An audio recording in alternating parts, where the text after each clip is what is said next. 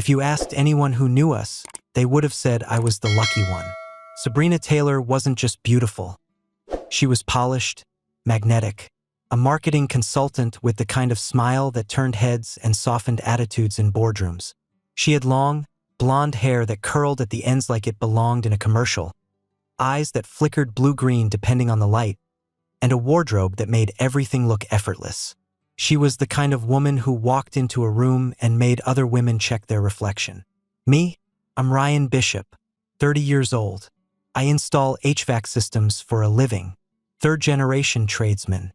Good with my hands, good with my crew, good with sticking to a damn schedule. I've got a solid back, a mortgage, and 2 rescued pit bulls named Tank and Rosie. I don't make 6 figures, but I don't borrow money from anyone either. So when I brought Sabrina around for the first time, jaws dropped. My buddies gave me those grinning headshakes like, "How the hell did you pull that off?" Her friends? They smiled, but I could see the flickers of judgment. I didn't dress as a designer. I didn't use words like brand synergy, but I made her laugh, and she said she liked how I made her feel safe, like things made sense. We dated 2 years before I proposed. Nothing flashy, just a sunset picnic on the shore of Lake Erie, with a bottle of wine and a ring box that had sat in my glove compartment for a week because I couldn't find the right moment. She cried when I asked, said yes, kissed me like it meant everything. We planned a beachfront wedding down in Hilton Head. 70 guests, live band, custom flower arch. She was obsessive about the details, color schemes, font on the invites, even the scent of the candles. I just kept nodding and paying invoices. But then, a week before the ceremony, something shifted. Started small. She kept her phone screen tilted away during dinner. Brushed off calls from work. Didn't want to snuggle at night like she used to. When I asked if something was bothering her, she smiled too quickly and said she was just overwhelmed with wedding stress. I believed her. Hell, I wanted to believe her. But I'm not stupid, and I've learned to trust my gut. Thursday night, we were on the couch. She said she was tired and went to bed early, leaving her phone on the coffee table while it charged. That's when it buzzed. Just once. I glanced at the screen without thinking. Miss you. Tonight was perfect. Jason. That name hit me like a hammer. Jason Beckett. Her ex-boyfriend. The one who ghosted her 5 years ago and magically resurfaced for closure coffee a few months back. She told me he was just reaching out to apologize, that she shut it down, that it meant nothing. I didn't touch her phone. I didn't read any more. I just sat there, staring at those 6 words like they were carved into concrete. Miss you. Tonight was perfect. She told me she was with her maid of honor that night. I didn't storm into the bedroom. I didn't shout or demand answers. I just sat in that dark living room, Tank snoring at my feet, while my whole future twisted in my chest like a rusted screw.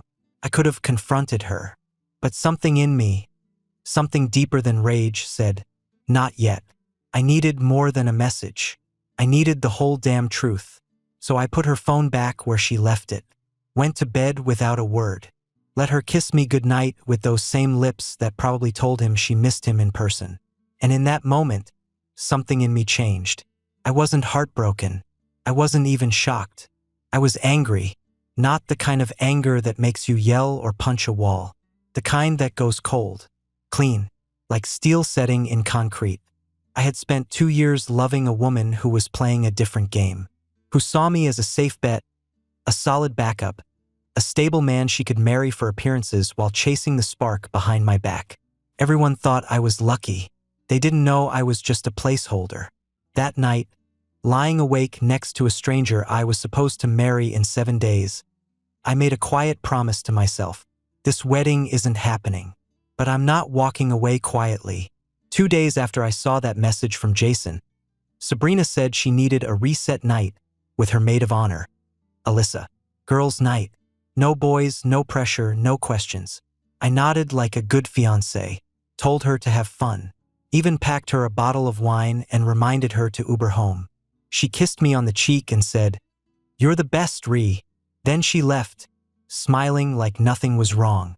I didn't follow her, didn't tail her car or check her location. I didn't need to. I had Eric. Eric's been my best friend since sophomore year. We laid the HVAC duct in an attic together for 6 hours in 98-degree heat without a fan or water. If you can survive that without punching each other, it's for life. He was also my best man. And when I told him I had a bad feeling about Sabrina, he didn't do what most people would. He didn't tell me I was overthinking it. He said, "Want me to keep an eye out?" I didn't have to say yes. He already knew the answer. That night, I sat at home with Tank and Rosie on either side of me, watching the game with the sound down, waiting. My phone was silent, but I checked it every few minutes anyway. At 10:37 p.m., Eric sent me a picture. No text, no caption, just the image. It was a dimly lit bar, Brady's, the local spot where Sabrina used to go with her college friends. But she wasn't with Alyssa. She was sitting in a booth with Jason Beckett. Her hand was on his wrist. His head was tilted toward her like they were sharing something intimate. Her eyes were wide, and she was laughing. Not politely, not awkwardly. The kind of laugh she used to save for me. There was nothing blurry about the photo. Eric was smart. He waited for the perfect moment. No way she could claim it was photoshopped or misinterpreted. I stared at it for a long time. My dogs must have sensed something because Rosie put her chin on my leg and let out a low whine. I didn't get mad. I got still. People think betrayal feels like an explosion. But it doesn't. It's quiet, hollow, like someone turned off all the lights inside your chest and you just sit there, waiting for your body to catch up to what your brain already knows. I didn't text her. Didn't ask how girls' night was. Didn't mention the photo. I waited until she came home, makeup smudged, hair curled, carrying her heels in one hand and her phone in the other. She crept in like she was being careful not to wake me. I watched her from the hallway, back turned, walking straight into our bedroom like nothing had happened. Lying came easy to her now. I slept on the couch that night, told her I was up late watching something and didn't want to wake her. She laughed and said I was sweet. The next morning, she made eggs. I looked at her across the kitchen island. Hair pulled into a bun, no makeup, humming some Taylor Swift song under her breath. I remembered when seeing her that it felt like home. Now it just looked like camouflage. Later that day, I met up with Eric in person. Showed him the photo again. Not because I needed to see it, but because I needed the anger to stay sharp. "This was 2 nights ago," he said. "Are you still going through with the wedding?" "Not a chance in hell," I said. "But I want her to think I am." Eric nodded. "You're gonna blow it up at the altar, aren't you?" "Yep." He exhaled. Damn. I didn't need applause. Didn't need him to tell me it was justified. He saw the fire in my eyes and knew I wasn't bluffing. From that day forward, I became an actor in my own life. I smiled when Sabrina handed me sample menus, pretended to care about flower choices, let her parents call me our perfect son-in-law. Every lie I swallowed made the truth in that photo burn hotter in my chest. I wasn't just walking away anymore. I was building the fuse, and she was holding the match. The hardest part wasn't seeing the photo. It was pretending it never happened. Sabrina moved through the house like nothing was wrong, humming while folding laundry, sending me Pinterest boards for honeymoon spots, trying on her dress in front of the mirror while asking if I thought she looked ethereal. That was her word. Ethereal. I smiled, said all the right things, gave her just enough warmth to keep her blind. But behind my eyes, everything was ash. Every time she touched me, my skin went tight. Every time she said, "I love you," I bit my tongue to keep from laughing in her face. I had to sit through dinner with her parents, her dad talking about booking a tea time for the morning after the ceremony, her mom fussing over centerpieces and color palettes, and I kept nodding like I was still one of them. It was like watching my own life from outside a window. She kissed me goodnight like she meant it. She texted me during the day with hearts and winks. But every time she typed, "Can't wait to be your wife," all I saw was her hand on Jason's wrist in that damn photo. I started sleeping with the bedroom window cracked, even when it got cold. Something about the silence outside helped me keep the storm inside where it belonged. Eric checked in every day. Just a nod, a grunt, a look. He didn't ask if I was sure. He knew better. He just said, "Let me know what you need." I needed control. Not revenge. Not even closure. Just control. I didn't want to scream at her, throw the ring, or burn the dress. I wanted her to stand in front of everyone she lied to, her family, her friends, her vendors, her bridesmaids, and see the walls close in. I started laying the groundwork. I confirmed with the officiant, double-checked the guest list, and kept every appointment on schedule. Sabrina was too caught up in her own performance to notice. She thought she'd pulled it off. She thought she'd get to marry her backup plan while Jason stayed on standby. Maybe she thought she deserved both. I watched her as she rehearsed her vows in front of the mirror. You saw me when I couldn't see myself. You made me feel safe in a world that never slows down. It was a good performance. But I wasn't in the audience anymore. I was holding the curtain rope, and I was going to let it fall right on her. The night before the rehearsal dinner, she handed me a handwritten card and said not to open it until the morning of the wedding.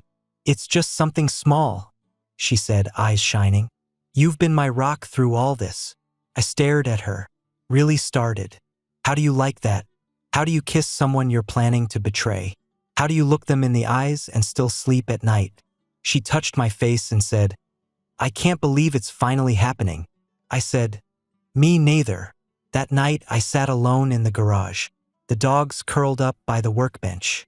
I opened a beer and stared at the tux hanging on the hook.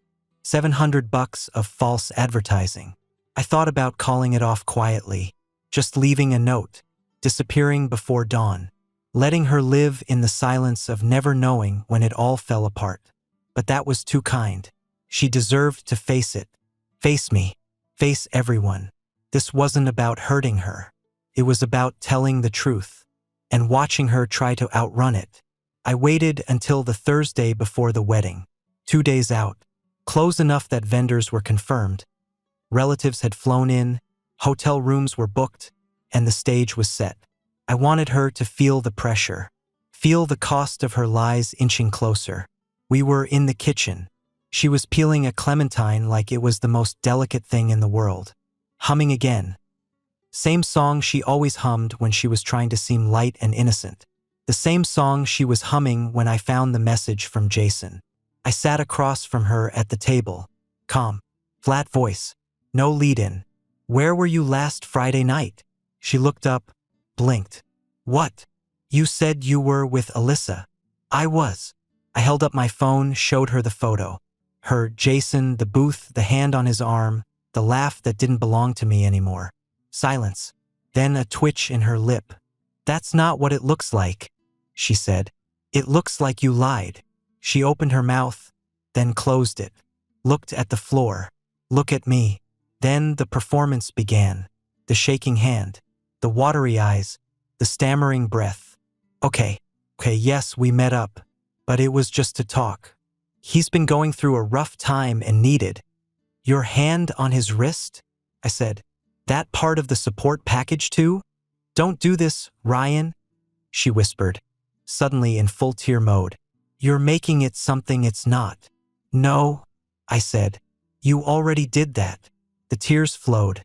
The story shifted again. I didn't mean to hurt you. I was confused. I thought seeing him would give me closure, but things got blurry. I didn't sleep with him. Did you kiss him? A long pause. Yes, once. It was a mistake. I leaned back in the chair, arms crossed. Once, huh? Okay, twice, maybe a few times. But it didn't mean anything. That's what you're going with? It didn't mean anything? She stood, pacing now. It's been a stressful time. You've been so busy and distant, and I didn't know where we were. I didn't even know if you still wanted this wedding. That part almost made me laugh. I've been planning every detail, I said. You've been screwing your ex. She froze. The word hit her hard. Screwing. It was raw, unsanitized. Not something we used in our careful couple speak. I made a mistake, she said again. But it's over. It's over. I told him it was done. I blocked his number. I want to marry you, Ryan. I love you. You love the life I give you, I said. You love how I make things stable. How I don't make you beg for anything. That's not true. No? Then why'd you need Jason while planning your perfect day? She walked over, knelt in front of me. Her hands trembled as she touched my leg. Please don't do this. Please don't walk away. I swear I'll spend the rest of my life making it right. I stood. Her hands dropped to her sides. I don't need you to make it right, I said. You already proved you can't be trusted. Ryan, you don't lie once. You lie again and again until you're caught. And even then, you only give half the truth. I'm done guessing how many pieces of me you gave away. She sobbed now, full body heaves. I was scared. I didn't want to ruin us. You already did. I walked past her, grabbed my keys from the hook. She lunged up, grabbing my arm. Don't go. Don't throw this away. I looked her in the eye. I'm not throwing anything away. I'm taking out the trash. Her mouth opened, but nothing came out.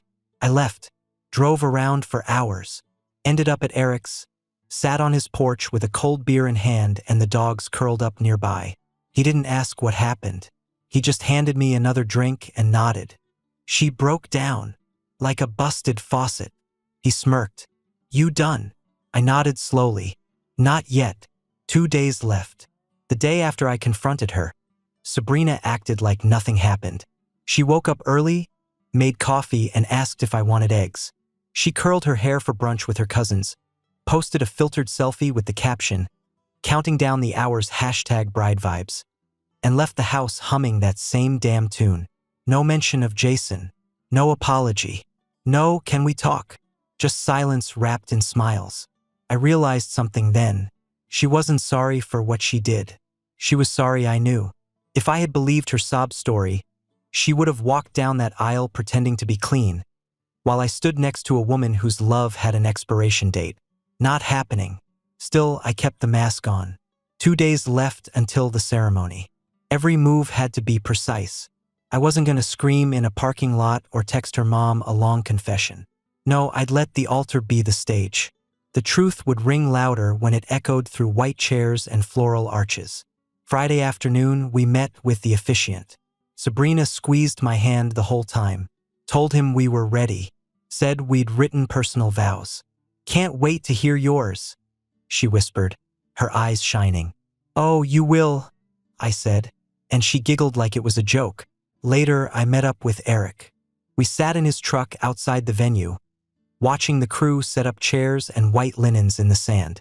The waves rolled in slowly, soft, peaceful, the kind of day you'd expect for a wedding. Are you sure about this? Eric asked. I nodded. Let her have her moment.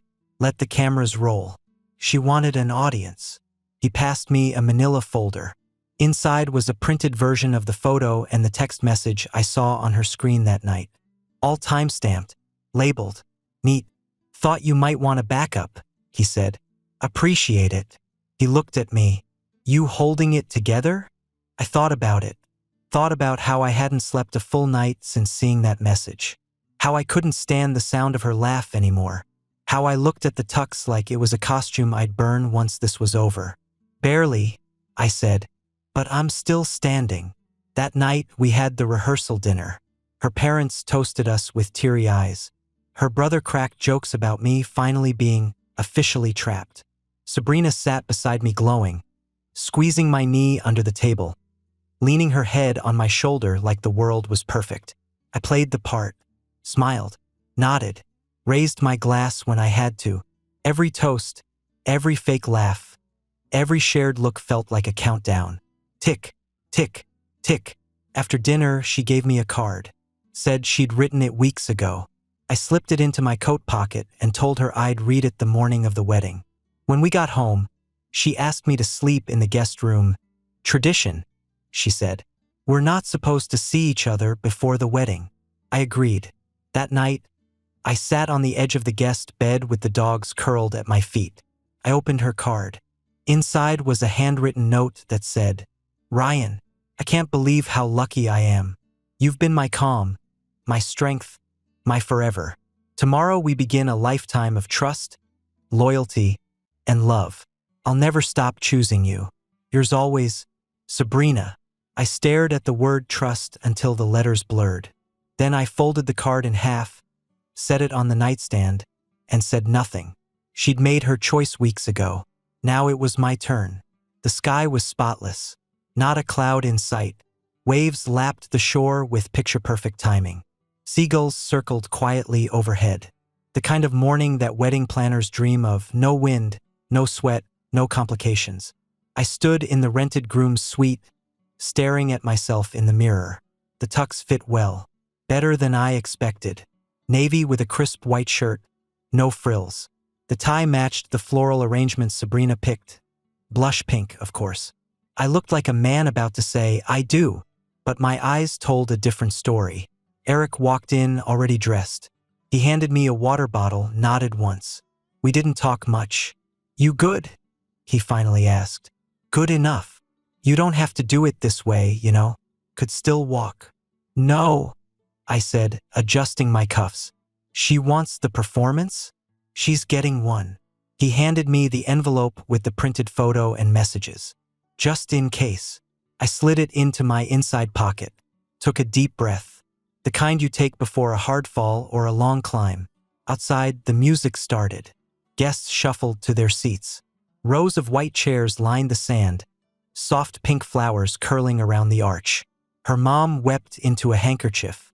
Her dad beamed like he'd just signed the biggest deal of his life. I walked out first.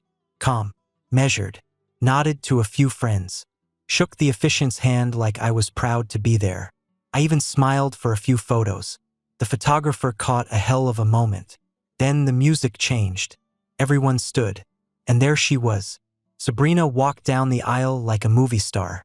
Dress flowing in the breeze. Makeup flawless. Tears sparkling at the corners of her eyes. Like this moment was everything she dreamed of. Her eyes locked with mine. She smiled, slow and glowing, like she believed she still had me. And that's when I knew this was going to hurt her more than anything I could ever say in private. She took my hand when she reached the altar. It was shaking. The officiant cleared his throat, began the scripted welcome. I barely heard it. Then came the moment. "Ryan, do you take Sabrina to be your lawfully wedded wife? To have and to hold, in sickness and in health?" "I can't," I said, clear and calm. The officiant froze. So did Sabrina. A hush swept through the crowd like a gust of wind. "I'm sorry," I said, turning to face the guests. "But I can't marry someone who spent the last few weeks cheating on me with her ex-boyfriend." Gasps, murmurs. Her mom gasped out loud. One of the bridesmaids actually dropped her bouquet. Sabrina's face went sheet white. I pulled the envelope from my pocket. "In case there's any doubt," I said, holding it up. "Here's a photo of Sabrina with Jason 2 nights ago, and a copy of the message she got from him saying he missed her. She told me she was with her maid of honor that night." Sabrina lunged forward. "Ryan, stop. Please, we can talk about this." I stepped back, voice steady. "You lied to me. You stood there, smiling, making vows you didn't mean. I may not be the richest man or the smoothest, but I deserved better than a wife who cheats before the wedding even starts." Tears streamed down her face. "I made a mistake. Please don't humiliate me like this."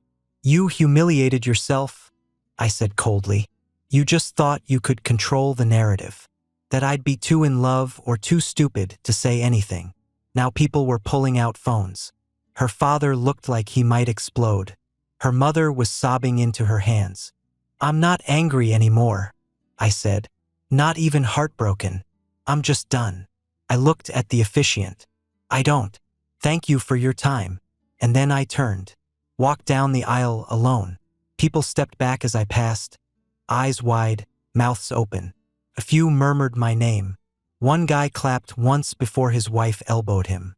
Eric met me at the edge of the boardwalk, keys in hand. He didn't say a word, just opened the truck door. As I climbed in, I looked back one last time. Sabrina was standing there at the altar, still in her perfect dress, shaking and sobbing, surrounded by the ruins of the wedding she built on a lie. And in that moment, I felt nothing but peace. By the time I got back to my apartment, the photo had already made its rounds. Eric posted it in a private group chat, just a single image with the words, "This is what he walked away from." From there, it spread like spilled gasoline. Sabrina's bridesmaids tried to damage control, but screenshots don't lie. Her family group chat exploded. Her cousin, who flew in from Arizona, posted a vague tweet that read, "Never trust a woman who cries on cue." I turned off my phone for the rest of the day. No point watching the train wreck unfold in real time. Eric showed up with a six-pack and a quiet nod. We sat on the back patio, Tank and Rosie stretched out between us, the sun dropping behind the trees. "No regrets?" he asked. "Only that I didn't find out sooner," I said. He raised his bottle. "Dodging bullets." We clinked glass. Sabrina called 5 times that night, left voicemails ranging from weeping apologies to frantic explanations to angry accusations. I didn't listen to any of them. I just hit delete. Then came the texts from her mother. "You embarrassed her in front of everyone. This could have been handled privately. You destroyed our family's reputation. You're not the man we thought you were." I almost laughed. Apparently, calling off a wedding with evidence in hand made me the villain. But it didn't matter. The truth had weight. And this time, it was heavier than her excuses. The photo was already circulating online. Friends, coworkers, even mutual acquaintances messaged me saying, "Good on you, man," or "Take guts to do what you did." One guy from my old job texted, "I always thought she looked at you like she was waiting for someone better to come along. Glad you beat her to the punch." The next few days were quiet. She tried to spin it, told people it was just a misunderstanding, that we were on a break, that I'd overreacted. But no one bought it. The photo, the message, the wedding altar meltdown, it was too much to bury. Alyssa stopped speaking to her. Jason, he ghosted again, like he always did. The moment things got messy, he disappeared into the same shadows he came from. Now she was left holding the pieces, alone. I heard she moved back in with her parents for a while, quit her job, said she needed time to heal. From what, I wasn't sure. Maybe from the consequences of being exactly who she was. Me? I went back to work Monday morning like nothing happened. Climbed a ladder, replaced a busted AC unit on a warehouse roof, wiped the sweat off my brow, and realized something. This is what peace feels like.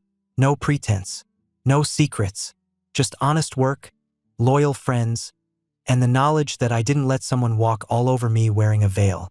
I wasn't bitter. I was free. It was a week after the wedding that wasn't when she showed up. I had just finished cleaning out the garage, sweeping sawdust, reorganizing toolboxes, putting some order back into my life. The dogs were sprawled in the shade, tongues out, half asleep. Peace had finally returned to the house. Then came the knock. Not frantic, not angry, just soft. I opened the door and there she was. Sabrina, hair tied back, no makeup, puffy eyes, hoodie over her old yoga pants. The kind she used to wear when she'd curl up beside me and pretend we didn't need the outside world. For a second, neither of us said anything. She looked small, not physically, just deflated, like someone had drained the spark right out of her. "Hey," she said. I didn't move. I wanted to talk," she added, voice barely above a whisper. I let out a long breath and stepped outside, closing the door behind me. I wasn't letting her back into the space I'd already reclaimed. She looked down, fidgeting with the sleeves of her hoodie. "I've been thinking about everything. About us. About what I did." I didn't respond. "I know I screwed up," she said, eyes welling again. "But I didn't expect you to go through with it like that. At the altar, Ryan, in front of everyone. You think that was easy for me?" I said, voice low but steady. "You think I wanted any of this?" "No, I just..." She shook her head. "I thought you'd forgive me, that you'd understand. People make mistakes." "Mistakes?" I repeated, folding my arms. "I've been going to therapy," she continued. "I've cut off Jason. Completely. I haven't spoken to him since that night. I swear. And I know I lied, but it wasn't about him. It was about me being scared. I didn't know how to handle real love. You were solid, and I was terrified of ruining it. And then I did." She took a step closer. "I'm not asking you to forget. I'm asking if we can start over, work through it." I'll do whatever it takes. For the first time in a long time, I really looked at her. Not the Sabrina I thought I knew. Not the filtered version she projected. Just this worn-down woman standing in front of me, grasping at the ruins she created. I don't hate you, I said, but I don't trust you, and I never will. She blinked, startled. You didn't just cheat on me, Sabrina. You pretended everything was perfect while you were sleeping next to me with lies in your mouth. You planned a wedding with me while sneaking around behind my back. I know, she whispered, and I'm sorry. I wish I could take it back. I wish you never did it. Silence. She reached out, fingers trembling, trying to touch my arm. I stepped back. Her hand fell. I'm not the same person anymore, she said. Neither am I replied. I opened the door behind me just an inch. She stood there a moment longer, searching my face for something. Hope, softness, anything. I loved you, she said finally. I still do. I nodded once. Then you should have acted like it when it mattered. I stepped inside and closed the door. No slam, no shouting, just the click of finality. I stood there in the hallway for a moment, letting the silence wrap around me like armor. Tank trotted up and sat at my feet. Rosie came next, nosing my leg gently. Good dogs, I muttered. Outside, I heard footsteps retreating down the walkway. She was gone, and this time it was permanent. 3 weeks after the wedding, I was sitting on the porch with a cup of black coffee, watching the sunrise bleed orange across the treetops. The world hadn't stopped turning. My heart hadn't stopped beating. Life had kept going, only quieter, cleaner. I still woke up at 6, still walked the dogs, still showed up to job sites and got my hands dirty. Only now I did it without pretending. There were no more dress fittings, no guest lists, no second-guessing if her smiles were real. No more humming in the kitchen while texting someone else under the table. Just me, my house, my dogs, my work, and that was enough. People kept asking if I was okay. Are you hanging in there? Must be hard after all that.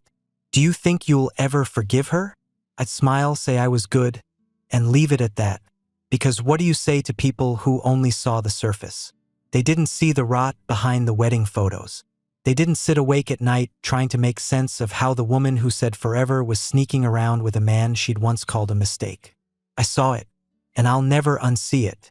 The story spread, of course. Hard not to when someone walks out at the altar. I heard her side tried to twist it at first, said I panicked, that I had unresolved commitment issues. But then the photo came out, then the texts, the timestamps, and suddenly her circle shrank. Jason disappeared off the map, probably ran back to whatever woman he'd been cheating on before. Sabrina's bridesmaids stopped posting throwbacks. Her cousin removed all wedding hashtags from her page. Turns out, people don't rally behind liars when the proof is printed in black and white. I saw Sabrina one more time, about a week after she came to my door. She was driving by in her old Civic, looking straight ahead, pretending she didn't see me walking the dogs. That was fine. She didn't deserve another look, and I didn't need another conversation. The truth was, I didn't miss her. I missed the idea of her, the version I thought I had, the dream she sold me. Forever with someone who'd never leave, never lie, never make me feel like an option. But that woman never existed. And once I let go of the illusion, I started breathing again. One day I might meet someone new, someone who doesn't flinch when the truth is uncomfortable, someone who doesn't need a side story behind my back to feel alive. Maybe she'll be quieter. Maybe she won't light up a room like Sabrina did, but maybe she'll never make me feel like I'm not enough. Until then, I'm okay. More than okay. Because I didn't stay quiet. I didn't settle. I didn't say I do when every part of me was screaming hell no. I stood up. I walked out. And I never looked back. And if I had to do it all over again, I'd still leave her at the altar. Every damn time.